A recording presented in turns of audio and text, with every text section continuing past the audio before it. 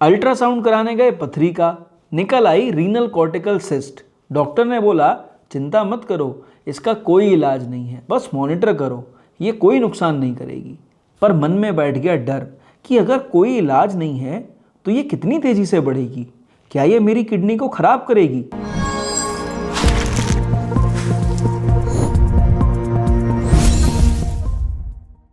नमस्कार, मैं हूं डॉक्टर चक्षु। आज चर्चा करेंगे रीनल कॉर्टिकल सिस्ट पे और बताएंगे कि अगर ये आपको परेशान कर रही है या साइज बढ़ रहा है तो कैसे होम्योपैथी मदद करेगी।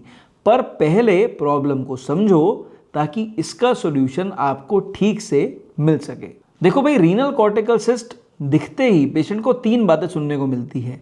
बिनाइन है, ऑपरेशन कराने की ज़रूरत नहीं है, नुकसान ज़्यादा नहीं करेगी, लेकिन फॉलो अप करना ज़रूरी है। तो ये नुकसान नहीं करेगी और फॉलो अप करना ज़रूरी है, पॉइंट एक ही है पर बड़ा ज़रूरी है। क्योंकि होता क्या है, पेशेंट्स डर जाते हैं। अब देखो भाई, ये एक बिनाइन सिस्ट है, मैंने आपको बता दिया। कहीं से लेकर कहीं तक कोई दिक्कत नहीं करती है, लेकिन अक्सर देखने को मिल जाता है कि ये धीरे धीरे करके बढ़ती है।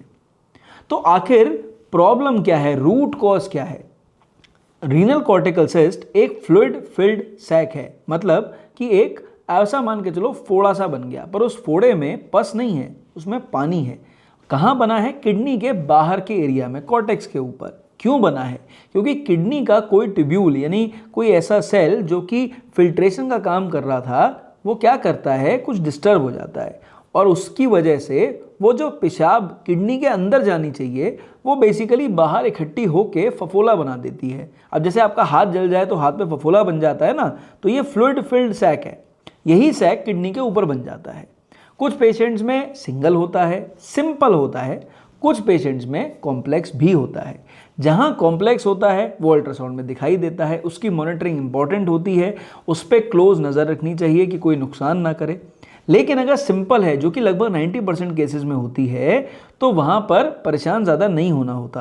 क्योंकि देखो, एज पर साइंस इसके ऊपर कोई डायरेक्ट दवा काम नहीं करती है।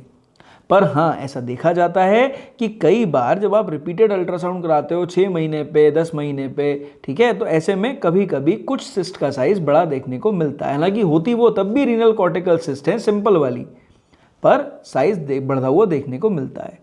पेशेंट इसलिए डरते हैं कि इसकी वजह से कहीं किडनी पे कोई लोड ना आ जाए और पेशेंट को किडनी डिजीज ना हो जाए।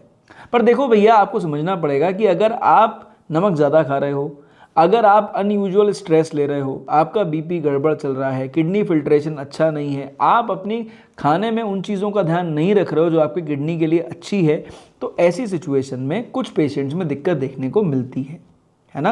अब देखो, एलोपैथिक डॉक्टर्स तो साफ कहते हैं इसका कोई इलाज नहीं है, पर कई बार पेशेंट्स अप्रोच करते हैं तकलीफ में कि भाई होम्योपैथीज में इसका इलाज कैसे हो सकता है। तो भैया, होम्योपैथी में उसे आना चाहिए जिसकी रेगुलरली किडनी में कॉर्टिकल सिस्ट का साइज बढ़ा हुआ दिखे।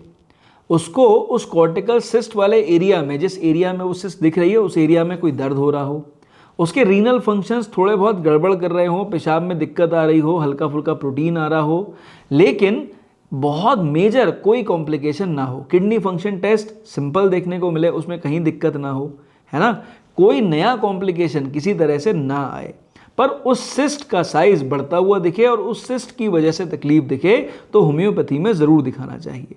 कोई कॉम्प्लिकेशन होता है, किडनी पे इफेक्ट आता है, तो प्लान ऑफ ट्रीटमेंट कई बार इमरजेंसी में देखने की ज़रूरत पड़ जाती है।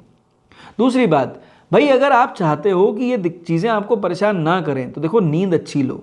आपकी बॉडी स्ट्रेस में जाएगी, आपके बॉडी में सिस्ट जैसी कोई भी ग्रोथ बन सकती है, तो कम से कम 7 घंटे की नींद लेना ज़रूरी है। दूसरा, ज़्यादा नमक खाने वाले लोग कृपया करके नमक खाना कम कर दें। ऊपर से डाल के जो नमक खा रहे हैं उसमें आपको नुकसान होगा। एक तो हाइपरटेंशन, दूसरा किडनी फंक्शन, दोनों चीज़ें गड़बड़ करेंगी।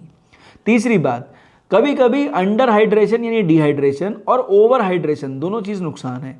अब ऐसा भी मत करो कि दिन में 2 ग्लास पानी पी के काम चला रहे हो, और ऐसा भी मत करो कि दिन में 5-5 लीटर पानी पी रहे हो। दोनों सिचुएशन में किडनी पे इम्पैक्ट आएगा। अब क्योंकि वो जो ट्यूब्यूल्स हैं वो किडनी के बाहर की क्षेत्र के हैं, तो वो बेसिकली ऊपर की सतह पे एक छोटी छोटी सिस्ट बना दे रहे हैं। पर आप ओवरलोड करोगे तो तकलीफ कुछ और भी हो सकती है, इसलिए इसका ध्यान रखना बहुत इंपॉर्टेंट है। चौथी बात, देखो भाई, प्रोटीन इंटेक पे कहीं ना कहीं कंट्रोल होना ज़रूरी है। ओवर प्रोटीन इंटेक भी नुकसानदायक है अगर आप एक्सरसाइज नहीं कर रहे हैं, और अगर अंडर प्रोटीन इंटेक है तो वो और भी नुकसानदायक है क्योंकि शरीर रिकवर नहीं करेगा।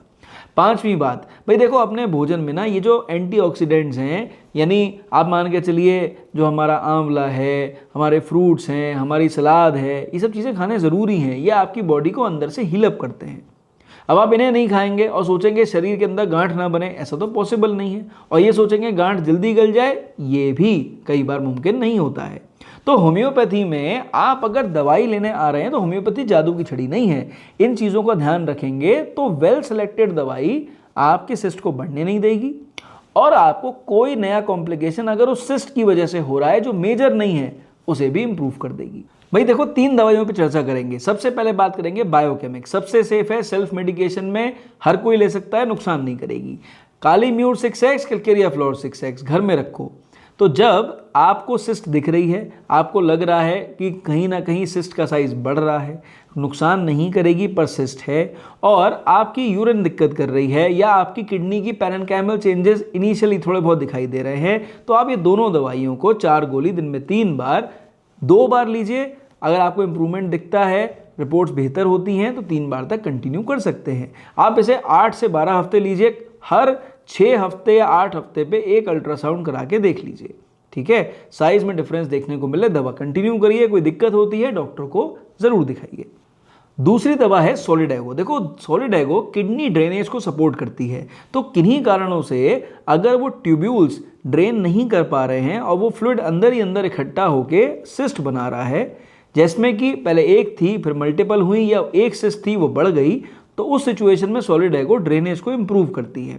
तो ऐसे में मदर टिंचर से बेटर है आप 30 पोटेंसी लीजिए, 2 बूंद दवा 2 चम्मच पानी में डालें, सुबह शाम लें, कम से कम 6 से 8 हफ्ते तक लें, और नोटिस करें कि आपका यूरिन प्रोडक्शन कितना बढ़ गया, आपका यूरिन फ्लो कैसा आ रहा है, ठीक है। इसमें इंप्रूवमेंट दिखे तो 4 हफ्ते के बाद भविष्य में लेने के लिए एक बार डॉक्टरी परामर्श जरूर ले लें। तो 2 बूंद दवा 2 चम्मच पानी में डालें, दिन में 2 बार लेना मोर देन सफिशिएंट है।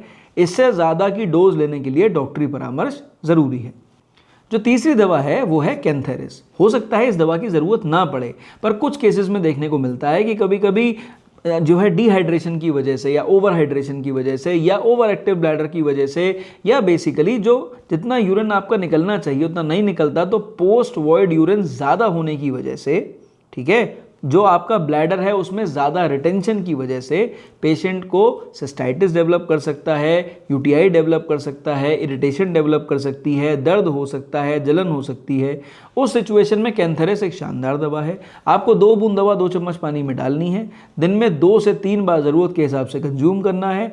2 हफ्ते भी ले लेंगे तो चीज़ें काफ़ी हद तक इंप्रूव हो जाएंगी। भविष्य में कैसे लेना है, कब ज़रूरत पड़नी है, शायद डॉक्टर आपकी ज़्यादा मदद कर पाएंगे। तो आई होप इस वीडियो को देखने के बाद इतना समझ में आ गया होगा कि डरने वाली कोई बात नहीं है, और चक्षु नेत्र खुल गए होंगे तो ये भी आप समझ जाएंगे कि होम्योपैथी कब मदद कर सकती है। अननेसेसरी अगर कॉर्टिकल सिस्ट दिखाई दे और नहीं बढ़ रही हो तो फालतू दवा लेने के बारे में मत सोचो, पर अगर बढ़ी हुई दिखे सिस्ट का साइज या नंबर ऑफ सिस्ट ज़्यादा दिखे तो होम्योपैथी में इलाज ज़रूर कराओ। तो आई होप इस वीडियो को देखने के बाद अगर आप संतुष्ट हैं, चैनल पर पहली बार आए थे सब्सक्राइब करके जाएंगे, रेगुलर वीडियोस देखते हैं थम्स अप दे जाएंगे, और अगर होम्योपैथी से सॉल्यूशन नहीं मिल रहा है तो हम बैठे हैं आपकी केयर के लिए। मैं और मेरी टीम आपकी केयर के लिए मौजूद हैं। तकलीफ होने पर हमसे ज़रूर संपर्क करें। इस वीडियो में सिर्फ इतना। मेरी तरफ से नमस्कार, थैंक यू एंड जय हिंद।